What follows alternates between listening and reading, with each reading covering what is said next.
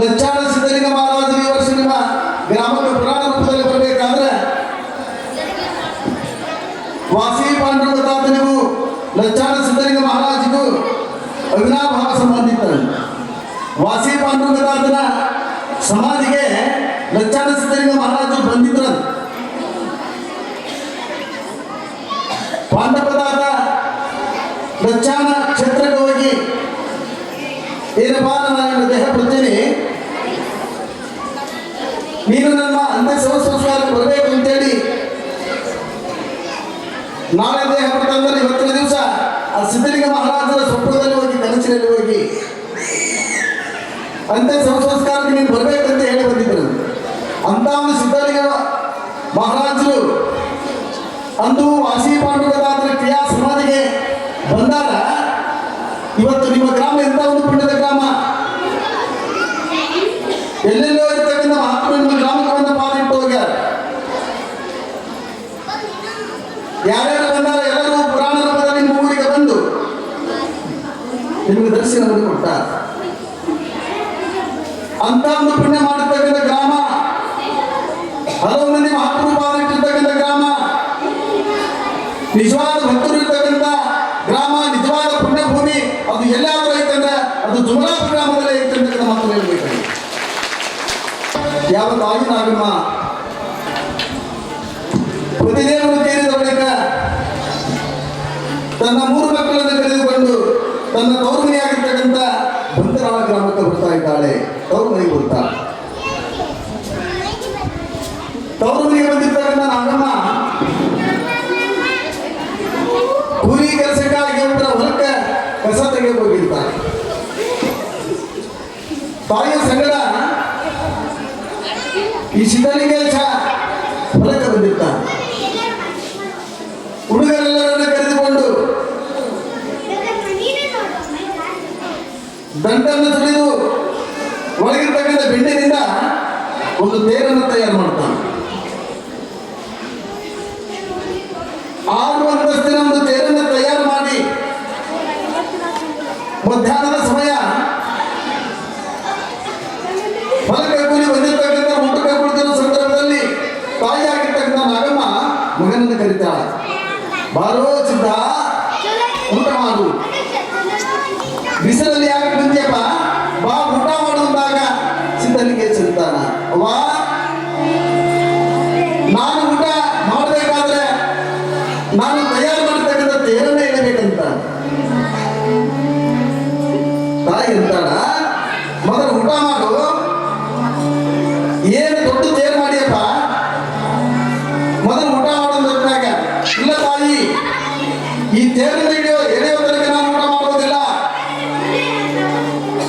ನನ್ನದೊಂದು ತಾಯಿ, ಈ ತೇರನ್ನು ಎಳೆದ ಬಳಿಕ ನಾನು ಊಟ ಮಾಡ್ತೀನಿ, ಅಲ್ಲಿ ತನಕ ನಾನು ಊಟ ಮಾಡುವುದಿಲ್ಲ. ತಾಯಿ ನಾಗಮ್ಮ ಪರಪರಿಯಿಂದ ಕರೆದಕ್ಕೆ ಹೇಳ್ತಾಳ, ಇಲ್ಲ ತಾಯಿ, ನಾನು ತೇರನ್ನು ಎಳೆಯೋ ತನಕ ಊಟ ಮಾಡುವುದಿಲ್ಲ. ತಾಯಿ ಮಗನ ವಾಗ್ವಾದವನ್ನು ಸಂಭಾಷಣೆ ಕೇಳಿರ್ತಕ್ಕಂಥ ಹೊಡೆದ ಹೊಲದ ಮಾಲೀಕರು, ಯಜಮಾನರು, ಏನಮ್ಮ ಯಾಕೆ ನಿನ್ನ ಮಗ ಬರಲೇನು ಹುಟ್ಟಿದ್ರೆ? ಬರಲಮ್ಮ, ಕರೆದ್ರು ಬರಲ್ಲ, ನಾನು ಕೇಳ್ತೀನಿ ಸುಮ್ಮನೆ. ಹೊಲದ ಮಾಲೀಕರು ಯಜಮಾನರು ಬಂದು, ಅಪ್ಪ ಬಾ, ನಿಮ್ಮ ತಾಯಿ ಕರೀತಾಳ, ಊಟ ಮಾಡುವ ಬಂದಾಗ, ಇಲ್ಲ ಅಜ್ಜಿ, ನನ್ನ ಗುರುವಿನ ತೇರನ್ನು ಎಳೆಯ ತನಕ ನಾನು ಊಟ ಮಾಡುವುದಿಲ್ಲ. ಹಾಗಾದ್ರೆ ಹೇಳಿದ್ರಪ್ಪ ಊಟ ಮಾಡೋದಂತ ಅಜ್ಜಿ ಅಂತಾಳ. ಇಲ್ಲವಾ, ಇಲ್ಲಿ ತೇರು ಎಳಬೇಕಾದ್ರೆ ಈ ಭೂಮಿ ನಿಂದು, ನೀವು ಹೊಲ ನಿನ್ನದು, ನಂದಲ್ಲ. ಈ ಭೂಮಿಯನ್ನ ಮುಂದೆ ತೇರು ಎಳೆಯಲಿಕ್ಕೆ ಈ ಭೂಮಿಯನ್ನು ದಾನ ಕೊಡ್ತೀನಿ ಅಂದ್ರೆ ನಾನು ಇಂದು ಊಟ ಮಾಡ್ತೀನಿ. ಇಲ್ಲಿ ಗಾಂಧಿ ಹೊಲದಲ್ಲಿ ತೇರು ಎಳೆದೆ ಮಾಡ್ತೇಪ್ಪ, ಯಾವ ದೇವಸ್ಥಾನ ಇಲ್ಲ. ಇಲ್ಲಿ ಯಾಕೆ ತೇರು ಎಳೆದೆ ಅಂದಾಗ, ಮುಂದೊಂದು ದಿವಸ ಇಲ್ಲಿ ಅಲಮಾಪ್ರಭು ದೇವರ ಮಂಟಪ ಆಗ್ತೈತಿ. 63 ಮಂದಿ ಪುರಾತನ ಮಂಟಪ ಆಗೈತಿ. ಇಲ್ಲಿ ಭವ್ಯವಾಗಿರ್ತಕ್ಕಂಥ 63 ಬಿಲ್ವಪತ್ರೆಯ ಗಿಡಗಳು ಹುಟ್ಟುತ್ತಾವ. ಮುಂದಿನ ತೇರು ಎಳೆದಾಗ ಇನ್ನು ನಾನು ತೇರು ಎಳೆದು ಹೋಗಿರ್ತಕ್ಕಂಥ ಸ್ಥಳವೇ ಮುಂದೆ ಪುಣ್ಯಕ್ಷೇತ್ರ ಆಗೈತವ. ಈ ಭೂಮಿಯನ್ನು ದಾನ ರೂಪದಲ್ಲಿ ಕೊಡಬೇಕು. ಆಯ್ತಪ್ಪ ಊಟ ಮಾಡಂತ. ಹಾಗಾದ್ರೆ ಕೊಡ್ತೀನಿ ಅಂತ ನೀನು ಪ್ರಮಾಣವನ್ನು ಮಾಡು. ಆಯ್ತಪ್ಪ ಮಾತು ಕೊಟ್ಟೇನಿ, ಪ್ರಮಾಣ ಮಾಡೀನಿ. ಆಗ ಅಲ್ಲಿರ್ತಕ್ಕಂಥ ಹುಡುಗರನ್ನು ಕರೆದುಕೊಂಡು ತಾನು ತಯಾರು ಮಾಡಿರ್ತಕ್ಕಂಥ 6 ಅಂತಸ್ತಿನ ತೇರನ್ನ ಜಯಘೋಷ ಮಾಡುತ್ತ ತೇರಲ್ಲಿ ಹೇಳ್ತಾ ಇದ್ದಾನೆ. ಸಣ್ಣ ಹುಡುಗ ಬಾಲಕ ಸಿದ್ಧಲಿಂಗೇಶ ಈತನು ತಯಾರು ಮಾಡಿರ್ತಕ್ಕಂಥ ತೇರನ್ನು ನೋಡಲಿಕ್ಕೆ ಆ ಬಂತ್ರಾಳ ಗ್ರಾಮದ ಭಕ್ತರೆಲ್ಲರೂ ಬಂದು ನೋಡುತ್ತಾರ. 6 ಅಂತಸ್ತಿನ ತೇರು. ಎಷ್ಟು ವಿದ್ಯಾವಂತನಿತ, ಬಡಗಿತನದ ಎಷ್ಟು ಚತುರ್ತನ ಹೊಂದನ. ಸಣ್ಣ ಹುಡುಗರವಾಗ ಬೆಣ್ಣಿನಿಂದ ತೇರನ್ನು ಮಾಡ್ಯಾನ, 6 ಅಂತಸ್ತನ ಮಾಡ್ಯಾನ. ಕೆಲವು ಯಜಮಾನ್ ಅಂತಾರ, ಏನೋ ಸಿದ್ದಪ್ಪ ಇದು 6 ಅಂತಸ್ತನ ಮಾಡಿ ಇದರ ಸೂಚನೆ ಏನಂತಂದಾಗ ಪ್ರತಿಯೊಬ್ಬೊಂದರ ಸೇರಿರ್ತಕ್ಕಂಥ 6 ಗುಣಗಳು ದೂರವಾಗಬೇಕು. ಕಾಮ, ಕ್ರೋಧ, ಲೋಭ, ಮೋಹ, ಮದ ಮತ್ತರತಕ್ಕಂಥ ಗುಣಗಳು ಯಾರು ಭಕ್ತಿದೀತ್ಯರನ್ನು ಹೇಳಿದಾರ ಅವರಲ್ಲಿರ್ತಕ್ಕಂಥ ದುರ್ಗುಣಗಳು ದೂರ ಆಗ್ತಾವ.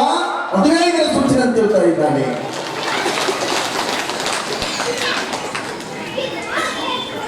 ಮುಂದೇನಾತಂದ್ರೆ ಆ ಮಕ್ಕಳು ನುಡಿ ಸುಳ್ಳು ಆಗಲಿಲ್ಲ. ಮುಂದೆ ಲಚ್ಚಾಣದಲ್ಲಿರ್ತಕ್ಕಂಥ ಸಿದ್ಧಲಿಂಗ ಸ್ವಯೋಗಿಗಳು ತಾವೇನು ಸಂಕಲ್ಪವನ್ನು ಮಾಡಿದ್ರಲ್ಲ ಆ ಸ್ಥಳದಲ್ಲಿ ತೇರು ಹಿಡಿಯಬೇಕು. ತನ್ನ ಆರಾಧ್ಯ ಗುರುಗಳಾಗಿರ್ತಕ್ಕಂಥ ಸಿದ್ಧಲಿಂಗ ತಮಗೆ ಅರ್ಪಣೆ ಮಾಡ್ತಿರಲಿಲ್ಲ. ನಿನ್ನ ಸ್ವಂತ ಭೂಮಿ ಆಗಿರ್ತಕ್ಕಂಥ ನಿನ್ನ ಸ್ವಂತ ಗ್ರಾಮವಾಗಿರ್ತಕ್ಕಂಥ ಆ ಕಟ್ಟಡದ ಗ್ರಾಮದಲ್ಲಿ ಇದು ತೇರನ್ನು ಹಿಡಿಯಬೇಕು. ಆ ಗುರುವಿನ ಅಪ್ಪಣೆಯನ್ನು ಮೀರಬಾರದು. ಆ 63 ಮಂದಿ ಪುರಾತನ ಮಂಟಪವನ್ನು ಕಕ್ಕಲಮೇಲ ಗ್ರಾಮದಲ್ಲಿ ಸ್ಥಾಪಿಸಿ ಅಲ್ಲಿ ತೇರನ್ನು ಹಿಡಿಯಬೇಕೆಂದು ವಿಚಾರ ಇಟ್ಟುಕೊಂಡು ತಾನೇ ಸ್ವತಃ ಬಡಿತನವನ್ನು ಮಾಡಿ ಒಳ್ಳೆ ಭಯವಾಗಿರ್ತಕ್ಕಂಥ ತೇರನ್ನು ಮಾಡಿ ಆ ತೇರಿಗೆ ಬೇಕಾಗ್ತಕ್ಕಂಥ ಕಬ್ಬಿಣದ ಸಲಾಕೆಯನ್ನ, ಕಬ್ಬಿಣದ ಪಟ್ಟಿಯನ್ನ ತರಲಿಕ್ಕೆ ಹೋಗಿರುವ ಸಂದರ್ಭದಲ್ಲಿ ಅದನ್ನು ತರಲಿಕ್ಕೆ ಹೋದಾಗ ಅವನು ಹಾಕಿಕೊಂಡು ಬರಾಕ ಟ್ರೈನಿನಲ್ಲಿ ಹಾಕಿಕೊಂಡು ಬರಬೇಕಂತ ವಿಚಾರ ಮಾಡಿ ಆ ಟ್ರೈನಿನವರನ್ನು ಕೇಳಿದಾಗ ಆ ಟ್ರೈನಿನವರು ಅಧಿಕಾರಿಗಳು ಅವುಗಳನ್ನು ಏರ್ಕೊಂಡು ಹೋಗಂಗಿಲ್ಲ ಅಂತಾರೆ.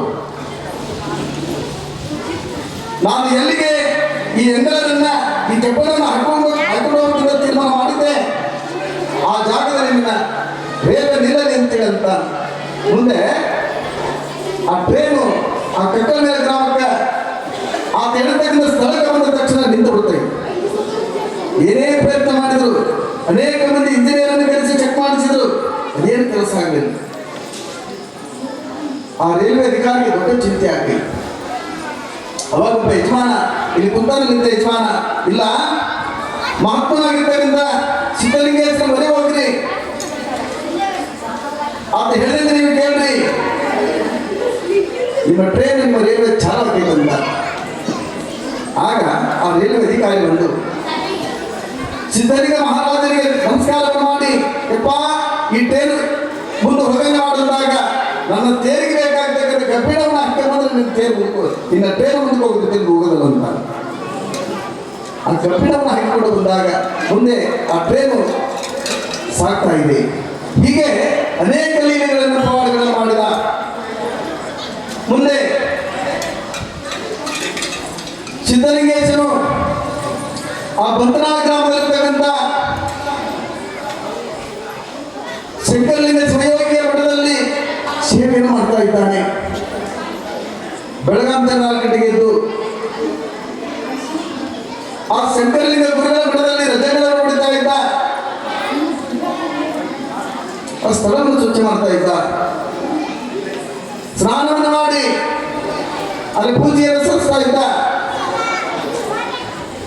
ಶಂಕರಲಿಂಗ ಗುರುಗಳು ಶಿವಯೋಗಿಗಳು ಈತನಲ್ಲಿದ್ದ ಛಲವಾದ ಭಕ್ತಿಯನ್ನು ನೋಡಿ ಈತನೊಬ್ಬ ಸಿದ್ಧಿ ಪುರುಷನಾಗ್ತಾನ.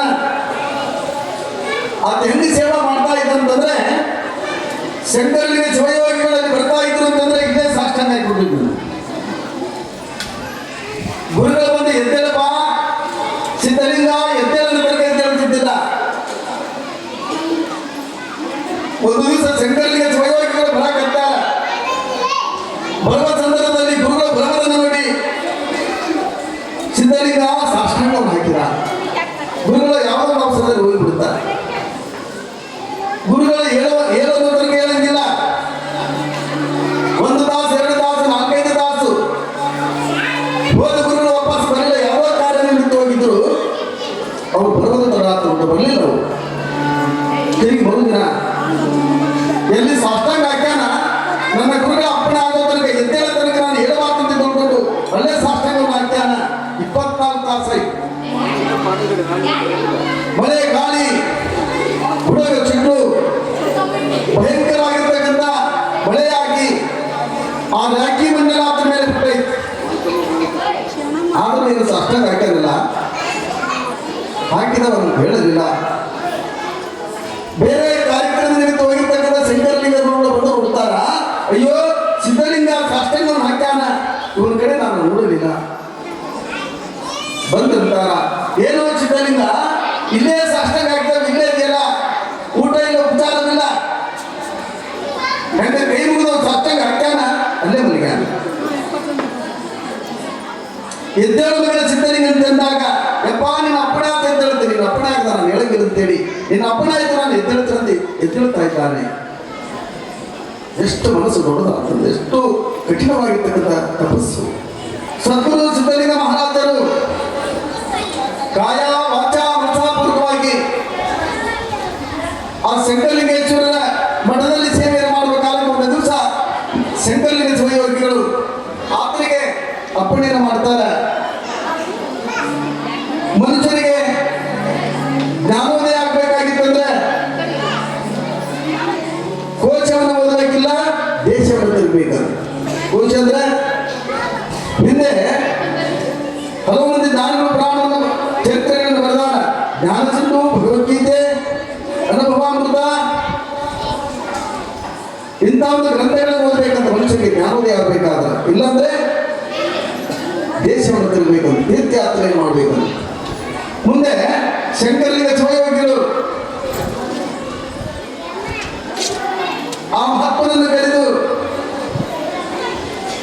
ಸಿದ್ಧಲಿಂಗೇಶ ನೀನು ತೀರ್ಥಯಾತ್ರೆಯನ್ನು ಮಾಡು, ಕಬರಿ ಮಠದ ಗುರುಗಳ ದರ್ಶನವನ್ನು ನೀನು ಮಾಡಿಕೊಂಡು ಬರಬೇಕಂತೇಳಿ ಅಪ್ಪಣೆಯನ್ನು ಮಾಡ್ತಾರೆ. ಆ ಗುರುಗಳ ಅಪ್ಪಣೆ ಮೇರೆಗೆ ಕಬರಿ ಮಠಕ್ಕೆ ಹೋಗ್ತಾ ಇದ್ದಾನೆ. ಅಲ್ಲಿ ಕಬೀರಿ ಮಠದ ಗುರುಗಳನ್ನ ಗೌದಪ್ಪನವರನ್ನ ದರ್ಶನ ಮಾಡಿಕೊಳ್ಳೋ ಸಲುವಾಗಿ ಅಲ್ಲಿಗೆ ಹೋಗ್ತಾ ಇದ್ದಾನೆ. ಆ ಕಬರಿ ಮಠಕ್ಕೆ ಬರ್ತಾನ. ಆ ಕಬರಿ ಮಠ ಯಾವ ಆಗಿತ್ತಂದ್ರೆ ಗುಡ್ಡದಲ್ಲಿ ಗವಿ, ಆ ಗವಿಯಲ್ಲಿ ಒಳಗೆ ಹೋಗ್ಬೇಕು.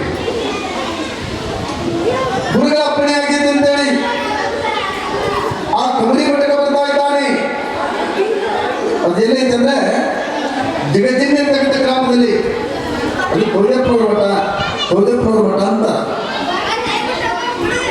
ಅದೊಂದು ಗುಡ್ಡದಲ್ಲಿ ಗವಿ, ಅದಕ್ಕೆ 7 ಬಾಗಿಲು. ಆ ಗವಿಯಲ್ಲಿ ಕತ್ತಲೆ, ಅಂತಿದ್ದವರು ಹೋಗ್ಬೇಕಂತ ಸ್ಥಳ ಅಲ್ಲ. ಶರೀರದ ವ್ಯಾಮೋಹವನ್ನು ಬಿಟ್ಟವರಲ್ಲಿ ಹೋಗಬೇಕು, ಅದು ಎಲ್ಲರಿಗೂ ಹೋಗಕ್ಕೆ ಆಗ್ತಿದ್ದಿಲ್ಲ. ಅಂತ ಒಂದು ಸ್ಥಳಕ್ಕೆ ತನ್ನ ಶಿಷ್ಯೋತ್ತಮರಾಗಿದ್ದರಿಂದ ಸಿದ್ಧಲಿಂಗ ಶಂಕರಲಿಂಗ ಸಹಯೋಗಿಗಳು ಕಳಿಸ್ತಾ ಇದ್ದಾರೆ. ಗುರುವಿನ ನಾಮಸ್ಮರಣೆ ಮಾಡುತ್ತಾ ಆ ಕಬರಿ ಮಠಕ್ಕೆ ಬರ್ತಾ ಇದ್ದಾನೆ. ಆ ಗವಿಯಲ್ಲಿ ಪ್ರವೇಶ ಮಾಡ್ತಾನೆ. 1ನೇ ಬಾಗಿಲಿಗೆ ಬರ್ತಾ ಇದ್ದಾನೆ. ಕತ್ತಲೆ. ಹಾಗೆ ಗುರುವಿನ ಧ್ಯಾನವನ್ನು ಮಾಡುತ್ತಾ 2ನೇ ಬಾಗಿಲಿಗೆ ಹೋಗ್ತಾ ಇದ್ದಾನೆ. ಅಲ್ಲಿ ಬೆಳಕು ಕಾಣುತ್ತೆ. ಬೆಳಗಿರ್ತಕ್ಕಂಥ ಬೆಳಕು ಕಾಣ್ತಾ ಇದೆ. ಆ ಬಾಗಿಲನ್ನು ದಾಟಿ 3ನೇ ಬಾಗಿಲಿಗೆ ಹೋದಾಗ ಅಲ್ಲಿ ಹಳದಿ ಬಣ್ಣದ ಬೆಳಕು ಕಾಣ್ತೈತೆ. 4ನೇ ಬಾಗಿಲಿಗೆ ಹೋದಾಗ ಹಸಿರು ಬಣ್ಣದ ಬೆಳಕು ಕಾಣ್ತಾ ಇದೆ. 5ನೇ ಬಾಗಿಲಿಗೆ ಹೋದಾಗ ಅಲ್ಲಿ ಕೆಂಪು ಕರ್ನಾಟಕ ಬೆಳಕು ಕಾಣ್ತಾ ಇದೆ. ಹೀಗೆ 6 ಬಾಗಿಲನ್ನು ದಾಟಿ ಅಲ್ಲಿ ಕುಡ್ತಾ ಇದ್ದಾನೆ. ಕುಳಿತಿರುವ ಸಂದರ್ಭದಲ್ಲಿ ಒಬ್ಬ ಸಾಧು ಬರ್ತಾನೆ. ತಮ್ಮ ನೀನು ಯಾರು? ಸಿದ್ಧಪ್ಪ ಅಂತಾರಪ್ಪ, ನನ್ನನ್ನು ಸಿದ್ಧ ಸಿದ್ಧ ಅಂತ ಕರೀತಾರೆ. ನನ್ನ ಹಳದ ತಂದೆ ತಾಯಿಗಳು ನನಗೆ ಸಿದ್ಧಾಂತ ಹೆಸರಿಟ್ಟ. ಬಂದೀನಿ. ಗೌದಪ್ಪ ಸ್ವಯೋಗಿಗಳ ದರ್ಶನಕ್ಕಾಗಿ ನಾನು ಬಂದೀನಿ. ಇಲ್ಲಿನ ಒಳಗಿರ್ತಕ್ಕಂಥ ಲಿಂಗಗಳ ದರ್ಶನ ಮಾಡಿಕೊಳ್ಳುವ ಸಲುವಾಗಿ ಬಂದೀನಿ. ಹಾಗಾದ್ರೆ ಹೀಗೆ ಮಾರ್ಗವಾಗಿ ಹೋಗುದು. ಮುಂದೆ ಗೌದಪ್ಪನವರು ಸಿಗ್ತಾ ಇದ್ದಾರೆ, ಸ್ವಯೋಗಿಗಳು ಸಿಗ್ತಾ ಬಂದಾಗ ಆ ಕಾಲ್ಪತ್ತಲೆಯಲ್ಲಿ ಗವಿಯಲ್ಲಿ ಗುರು ಧ್ಯಾನವನ್ನು ಮಾಡುತ್ತಾ ಹಾಗೆ ಮುಂದೆ ಪ್ರಯಾಣ ಮಾಡ್ತಾ ಸುಮಾರು 10 ಕಿಲೋಮೀಟರ್ ಬಂದಾಗ ಅಲ್ಲಿ ಯೋಗಾರೂಢವಾಗಿ ಗೌದಪ್ಪನವರು ಕುಂತಾರೆ, ಸ್ವಯೋಗಿಗಳು ಕುಂತಾರೆ. ಹೋಗಿ ಅವರಿಗೆ ಸಾಷ್ಟಾಂಗವನ್ನು ಹಾಕ್ತಾರೆ. ಕಣ್ಣು ತೆಗೆದು ನೋಡ್ತಾ ಇದ್ದಾರೆ ಗೌದಪ್ಪ ಸ್ವಯೋಗಿಗಳು. ಏನೋ ಚಿತ್ತ ಬಂದೆಯಾ, ಬಾ ಮಗನೇ. ತನ್ನ ಹೆಸರುಗಳನ್ನು ಕೂಗಿ ಕರೆದಾಗ ಚಿತ್ತಪ್ಪನಿಗೆ, ಚಿತ್ತನಿಗೆ, ಹೆಸರಿನಿಗೆ ಆಶ್ಚರ್ಯ ಆಗ್ತೈತೆ. ಏನಪ್ಪ ಬಂದೆ ನಾನು ತಂದಾಗ ಆತನಿಗೆ ದರ್ಶನ ಕೊಡತಕ್ಕಂಥ ಗೌದಪ್ಪ ಸ್ವಯೋಗಿಗಳು ಮತ್ತೆ ನಿನ್ನ ಆಶ್ಚರ್ಯ ತಂದಾಗ ನನ್ನ ಗುರುಗಳು ನಿನ್ನ ಹತ್ರ ಕಳಿಸಾರ.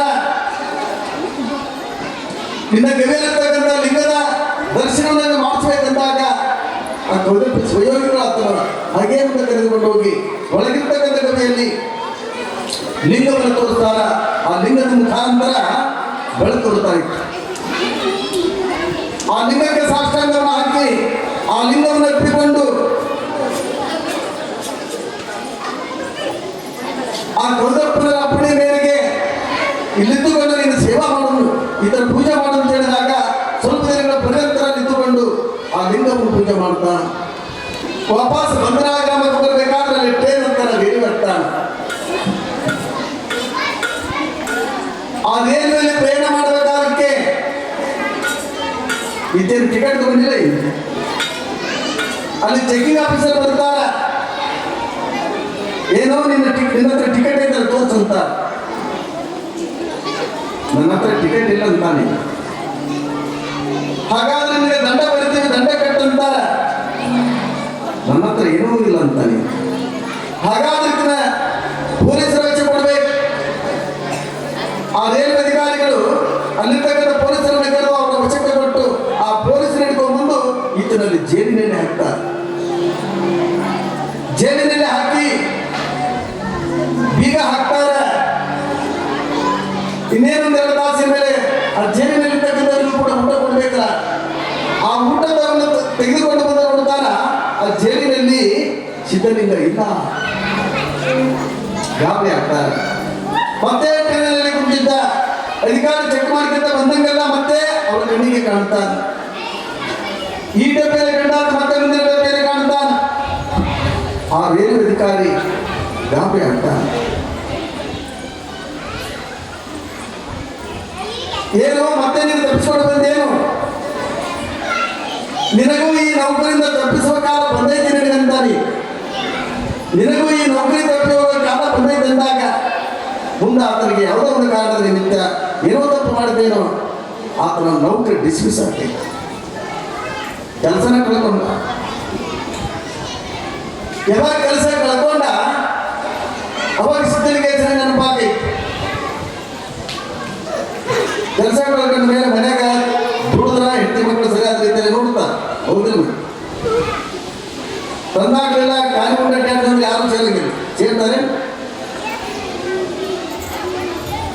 ಒಬ್ಬ ಯುವಕ ಸನ್ಯಾಸಿ ಕೇಳಿದ್ನು, ಏನ್ರಿ ನೀವರ ಸನ್ಯಾಸಿ, ನಾನರ ಸಂಸಾರಿಸ್ತಾ ಏನು ನಂದ ಪಾಡನೋ ನಿಂದ ಪಾಡೋ?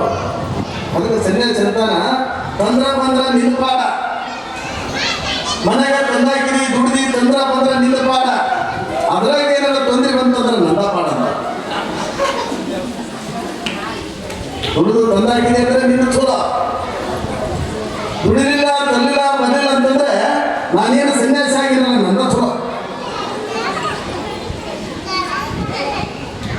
ನೌಕರಿ ಕಳ್ಕೊಂಡಾನ, ಪಗಾರ ಇಲ್ಲ, ಬೇರೆ ಕೆಲಸಕ್ಕೆ ಹೋಗಕ್ಕಾಗೋದಿಲ್ಲ,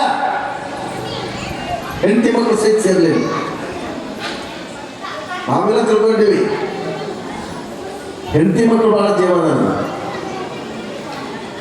ಸ್ವಲ್ಪ ನೀವು ದಾರಿ ಬಿಡ್ರಿ, ಯಾವ್ದಾರ ಚಟಕ್ ಬಲಿ ಆಗಲಿ, ಇದ್ದೊಂದಿಷ್ಟು ಆಸ್ತಿಯನ್ನು ಅಳಿರಿ, ಸತ್ತ ಮೇಲೆ ನಿಮ್ಮ ಫೋಟೋ ಸಹಿತ ಹಾಕಿಲ್ಲ ನಾವು. ಯಾಕಂದ್ರೆ ಚಲೋತ್ತಾಗ ಆಸ್ತಿ ಗಳಿಸಿದ್ದ, ಮಕ್ಕಳಿಗಾಗಿ ಚಲೋತ್ತೆ ದುಡಿದು ಆಸ್ತಿ ಮಾಡಿದ್ದ, ಭೂಮಿ ಮಾಡಿದ್ದ ಅಂತಂದ್ರೆ ತಂದೆ ಪುಟ ಆಗ್ತಾರೆ.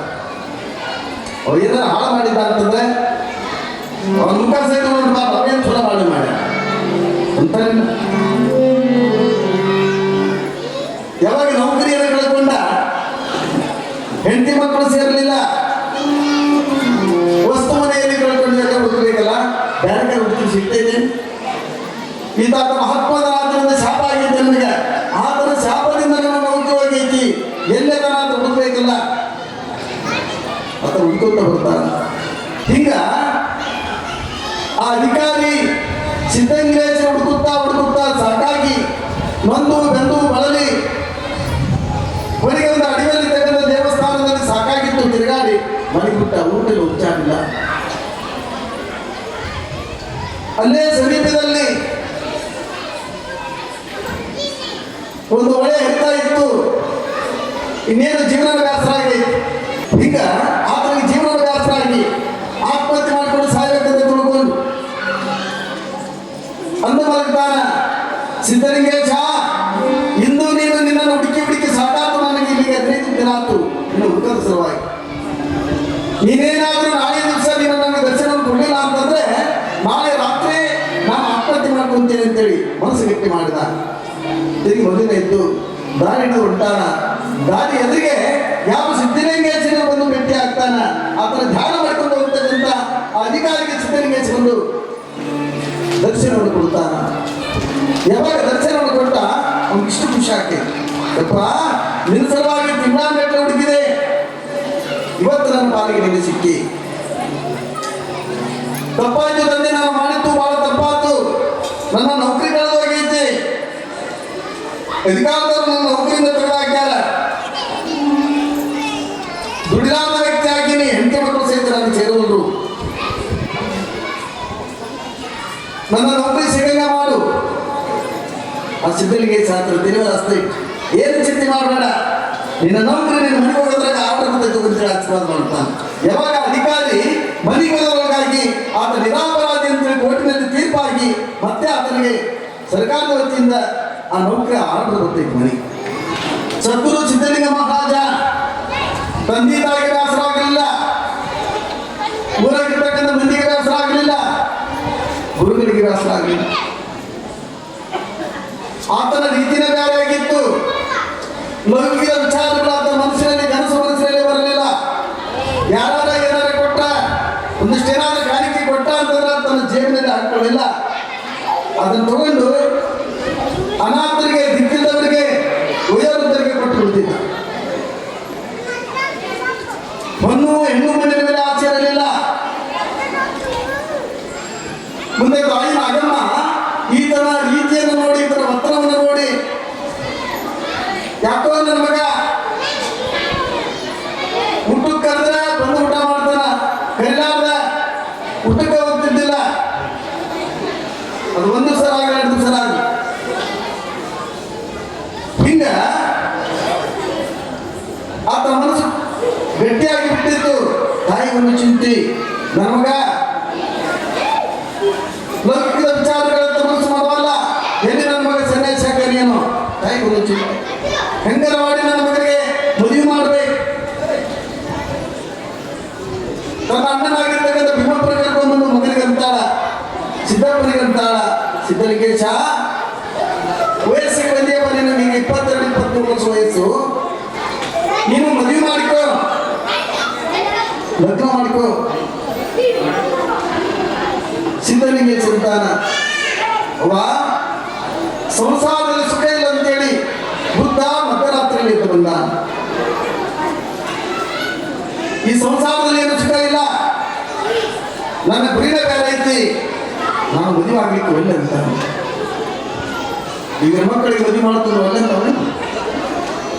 ಮದುವೆ ಮಾಡಲ್ಲ ಅಂದ್ರೆ ಚಳಿಯದ ಬೆಂಗಳೂರಿಗೆ ಹೋಗ್ಬೇಕಲ್ಲ, ಹೋಗ್ಬೇಕಾದ್ರೆ ಒಂದು ಹೋಗಿ ಬರ್ಬೇಕಾದ್ರೆ ಜೊತೆ ಮಾಡ್ಕೊಂಡು ಹೋಗ್ಬೋದು.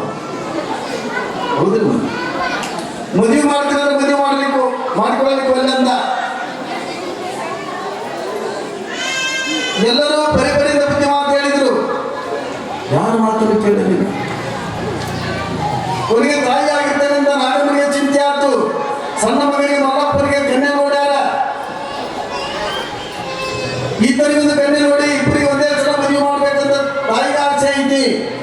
ಮಾಡ್ಕೊಂಡು ಬಂದೆ ಅಂತ ಏನ್ ಮಾಡಬೇಕು? ಕೊನೆಗೆ ಇದು ಯಾರ ಮಾತು ಕೇಳುವುದಿಲ್ಲ. ಈ ತರ ಗುರುಗಳಾಗಿರ್ತಕ್ಕಂಥ ಶಂಕರಲಿಂಗ ಶಿವಯೋಗಿಗಳು ಹೇಳಿದ್ರೆ ಏನಾದ್ರು ಕೇಳ್ತಾನೆ. ಕೊನೆಗೆ ಶಂಕರಲಿಂಗ ಶಿವಯೋಗಿಗಳ ಹತ್ರ ಬಂದು ಆ ನಾಗಮ್ಮ ಆ ತಾಯಿ ಅಣ್ಣ ಭೀಮಪ್ಪರು ಬಂದು ನಮಸ್ಕಾರ ಮಾಡಿ ಹೋಗ್ತಾರ. ಶಂಕರಲಿಂಗ ಶಿವಯೋಗಿಗಳು ಏನ್ರಮ್ಮ ಬಂದ್ರಿ, ಆರಾಮದಿರಿಲ್ಲ? ಯಾಕೆ ಬಂದಿರಿ? ಯಪ್ಪ ನಿಮ್ಮ ಮನದಾಗಿರ್ತಾರ ನಮ್ಮ ಮಗ ಹೌದವ ಅದಾನ. ಯಪ್ಪ ಅದನ್ನ ಬುದ್ಧಿ ಮಾತು ಹೇಳ್ರಿ. ಮದುವೆ ವಯಸ್ಸಿಗೆ ಬಂದಾನ, ನಾವು ಮದುವೆ ಮಾಡಿಕೊಂತಂದ್ರೆ ಒಳ್ಳೆ ಬಂದಾನ. ಏನಾದ್ರೂ ಆತನಿಗೆ ಬುದ್ಧಿ ಮಾತಲ್ಲಿ ಹೇಳಿ ಆತನಿಗೆ ಮದುವೆ ಮಾಡ್ತಕ್ಕಂಥ ವ್ಯವಸ್ಥೆ ಮಾಡಬೇಕು ತಂದೆ. ಶಂಕರಲಿಂಗ ಶಿವಯೋಗಿಗಳು ಅಂತಾರ, ಇಲ್ಲವಾ ಸಂಸಾರದಲ್ಲಿದ್ದುಕೊಂಡು ಜೀವನ ಮಾಡ್ತಕ್ಕಂಥ ವ್ಯಕ್ತಿ ಆತಲ್ಲ, ಲಗ್ನ ಮಾಡಿಕೊಂಡು 4 ಮಕ್ಕಳಿಗೆ ತಂದೆ ಆಗಿರೋದನ್ನಲ್ಲ, ಸಾವಿರಾರು ಜನ ಭಕ್ತರಿಗೆ ತಂದೆ ಆಗ್ತಕ್ಕಂಥ ಗುರು ಆಗ್ತಾನ. ಆತನಿಗೆ ಯಾಕೆ ನೀವು ಮದುವೆ ಮಾಡಬೇಕು ಅಂತ ವಿಚಾರ ಮಾಡ್ತೀರಿ? ತಾಯಿ ನಾಗಮ್ಮ ಆಟ ಮಾಡ್ತಾವಲ್ಲ, ಇಲ್ಲಪ್ಪ ಆತನ ಮದುವೆ ಆಗಬೇಕು. ನೀನು ಆತನಿಗೆ ಮದುವೆ ಆಗಿರುತ್ತ ಹೇಳೋ ತನಕ ನಾವು ಊಟ ಮಾಡೋದಿಲ್ಲ. ಊಟೋಪಚಾರಗಳನ್ನು ಬಿಟ್ಟು ನಾವು ಅದನ್ನು ಹೇಳ್ಬಿಡ್ತೀವಿ ಅಂತ ಅಂತಾಳ. ಏನ್ ಮಾಡ್ಬೇಕು? ಶಂಕರಲಿಂಗ ಶಿವಯೋಗಿಗಳು ಆಯ್ತಮ್ಮ, ನಿನ್ನ ಮಗನಿಗೆ ಹೇಳ್ತೇನೆ ನಾನು, ನೀನು ಚಿಂತೆ ಮಾಡುವಂತೇಳಿ ಆಶೀರ್ವಾದ ಮಾಡಿ ಕಳಿಸ್ತಾನ. ಹೋಗುವ ದಿವಸ ಆ ಸಿದ್ಧಲಿಂಗೇಶನನ್ನು ಕರೆದು, ಸಿದ್ಧಲಿಂಗೇಶ ನೀನು ಮದುವೆ ಆಗಬೇಕು, ಗೃಹಸ್ಥಾಶ್ರಮವನ್ನು ಪ್ರವೇಶ ಮಾಡಬೇಕು. ಮದುವೆ ಆಗತ್ತೆ ಹೇಳಿದ ತಕ್ಷಣ ಆ ಸಿದ್ಧಲಿಂಗೇಶ ಅಂತಾರೆ, ಯಪ್ಪ ತಾಯಿನ ಕುರಿತು ಮಗನಿಗೆ ವಿಶ್ರಾಂತಿ ಕುಡಿಸೋದು ಉಂಟೆ. ಸನ್ಮಾನದ ದಾರಿಯನ್ನು ತೋರಿಸ್ತಕ್ಕಂಥ ತಂದೆ ನೀನು ಸಂಸಾರದ ಜಂಜಾಟಕ್ಕೆ ನನ್ನ ಕಳ್ತೇಪ್ಪ. ಸಂಸಾರದಲ್ಲಿ ಏನು ಸುಖ ಇಲ್ಲ, ನಾನು ಮದುವೆ ಆಗಲಿಕ್ಕೆ ಒಳ್ಳೆ ಅಂತೇಳಿ ಸಿದ್ಧಲಿಂಗ ಸಿಗುತ್ತಾನ. ಶಂಕರಲಿಂಗ ಶಿವಯೋಗಿಗಳು ಅಂತಾರಿಲ್ಲ, ಸಂಸಾರದಿಂದ ಸದಸ್ಯರು ಕಾಣ್ತಕ್ಕಂಥ ಸಮಾನತೆಯನ್ನು ಜಗತ್ತಿಗೆ ನೀನು ತಿಳಿಸಿಕೊಡ್ಬೇಕು. ಹಿಂದೆ 12ನೇ ಶತಮಾನದಲ್ಲಿ ಬಸವಾದಿ ಪ್ರಬಂಧರೆಲ್ಲರೂ ಕೂಡ ಮದುವೆ ಮಾಡಿಕೊಂಡಾಗ ಸಂಸಾರದಿಂದ ಸದ್ಯತೆಯನ್ನು ಕಂಡಾರ. ಇನ್ನೂ ಜಗತ್ತಿನ ಜನರಿಗೆ ಸಂಸಾರದಿಂದ ಸದ್ಯತೆಯನ್ನು ಕಾಣ್ತಕ್ಕಂಥ ಸಮಾನತೆಯನ್ನು ತೋರಿಸಬೇಕಾಗೈತಿ. ಇನ್ನು ಮದುವೆ ಮಾಡ್ಕೋಬೇಕಂದಾಗ ಗುರುಗಳ ಮಾತನ್ನು ಬೇರಲಿಕ್ಕೆ ಬರೋದಿಲ್ಲ. ಈಗ ಮಾತಾಡಂಗಿಲ್ಲ ಅಂದ್ರೆ ತಂದೆ ತಾಯಿ ಮಾತಾಡಂಗಿಲ್ಲ, ಗುರುಗಳು ಮಾತಾಡಂಗಿಲ್ಲ, ಹೇಳ್ತಿ ಮಾತು ಬೇರಂಗಿಲ್ಲ. ಇವರಾಗಂತ ಯುವಕರ ಯಾರಿಲ್ಲ ಬರ್ತದೆ. ಗುರುಗಳ ಮಾತು ಕೇಳಂಗಿಲ್ಲ, ತಂದೆ ತಾಯಿ ಮಾತು ಕೇಳಂಗಿಲ್ಲ, ಹೇಳ್ತಿ ಮಾತು ಮೀರಂಗಿಲ್ಲ. ಹೌದಿಲ್ಲ? ಇವರಾಗಂತಾರೆಲ್ಲ ಕಡೆ ಬಾಗಲಕೋಟೆ ಬಳ್ಳಾರಿಲ್ಲ. ಕೊನೆಗೆ ಗುರುಗಳ ಮಾತನ್ನು ಮೀರಲಿಲ್ಲ. ನನಗೆ ಗುರು ಅಪ್ಪಣೆ ಆಗಿದೆ, ಆತನ ಕನ್ನೆ ನೋಡಕ್ ಹೋಗ್ಬೇಕಲ್ಲ, ಆತ ತಾನಾಗಿ ಕನ್ನೆ ನೋಡಕ್ ಹೋಗ್ಲಿಲ್ಲ. ಕೊನೆಗೆ ತಾಯಿ ತನ್ನ ಅಣ್ಣನಾಗಿರ್ತಕ್ಕಂಥ ಭೀಮಪ್ಪನನ್ನ, ತನ್ನ ಮಗಳನ್ನ, ಸಂಬಂಧಿಕರನ್ನ ಕರೆಸಿ ಆತನಿಗೆ ಕನ್ನೆ ನೋಡಲಿಕ್ಕೆ ಹೋಗ್ತಾ ಇದ್ದಾನೆ. ಆತನಿಗೆ ಕನ್ಯೆಯನ್ನ ಎಲ್ಲಿ ನೋಡ್ತಾ ಇದ್ದಾರೆ?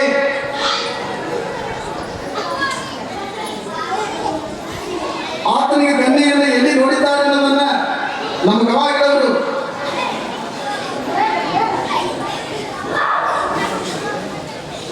₹25 ಹುಡುಗಪ್ಪ ಹೊಸಪೇಟೆ, ₹20 ಹನುಮಮ್ಮ ಜೂನ್ಗುಂಟಿ, ₹50 ಶಿವರಾಯಪ್ಪ ಬಪ್ಪೂರ್, ₹100 ಸಣ್ಣಮಲ್ಲಪ್ಪ ಗಂಗಾಮತ ಸಾಕಿನ ಮರಳಿ, ₹100 ಹೆಮ್ಮೇಶ್ ಗಂಗಾಮತ ಸಾಕಿನ ಮರಳಿ, ₹100 ರಮೇಶ್ ಲಕ್ಷ್ಮಣ ಸಾಕಿನ ಮಣಿದಾಳ್, ₹20 ದೊಡ್ಡಮ್ಮ ಭೀಮಣ್ಣ ನಾಯಕ್ ಸಾಕಿನ ತುಮಲಾಪುರ, ₹20 ಹೊಳೆಯಮ್ಮ ಕೆರಿಮಲ, ₹50 ವೆಂಕಪ್ಪ ಹರಿಜನ, ₹20 ಶರಣಮ್ಮ ಮಾವಿಕಟ್ಟಿ, ₹20 ಲಕ್ಷ್ಮಮ್ಮ ಬಬ್ಬೂರ್, ₹100 ರಾಮಣ್ಣ ಸಣ್ಣಚತ್ರಪ್ಪ ಹರಿಜನ ಸಾಕಿನ್ ಸಾಸ್ವಾಳ್, ₹201